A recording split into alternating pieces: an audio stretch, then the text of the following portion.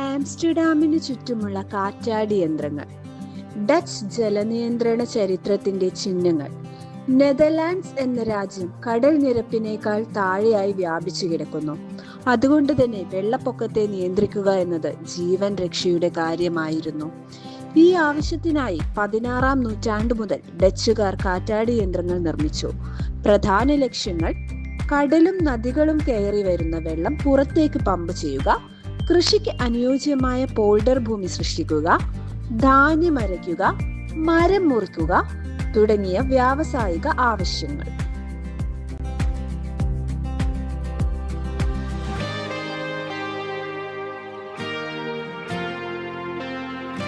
Amsterdam സന്ദർശിക്കുന്നവർക്ക് ആദ്യം കണ്ണിൽപ്പെടുന്ന അത്ഭുതങ്ങളിൽ ഒന്നാണ് പച്ചപ്പുള്ള വയലുകൾക്കിടയിൽ സുന്ദരമായി തിരിയുന്ന കാറ്റാടി യന്ത്രങ്ങൾ.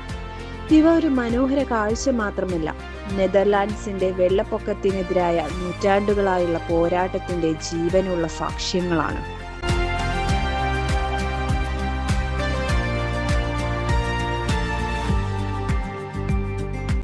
കാറ്റ് വീശുമ്പോൾ ബ്ലേഡുകൾ തിരിയും.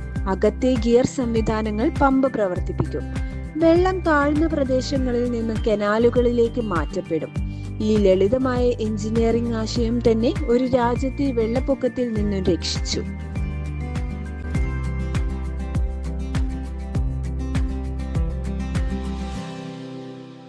സെൻഷിസാൻ, കാറ്റാടി യന്ത്രങ്ങളുടെ ജീവിക്കുന്ന ഗ്രാമം.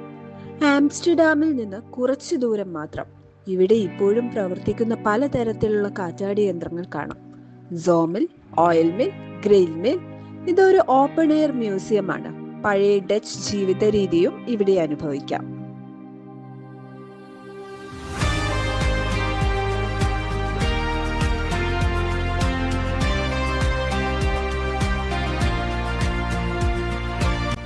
ലോക പൈതൃക പട്ടികയിലെ കാറ്റാടി യന്ത്രങ്ങൾ.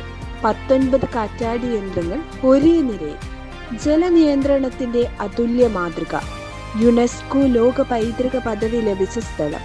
പോൾഡർ പ്രദേശങ്ങളിൽ നിന്നുള്ള വെള്ളം നീക്കം ചെയ്യാൻ നിർമ്മിച്ചത്. ഇന്നും സംരക്ഷിത നിലയിൽ.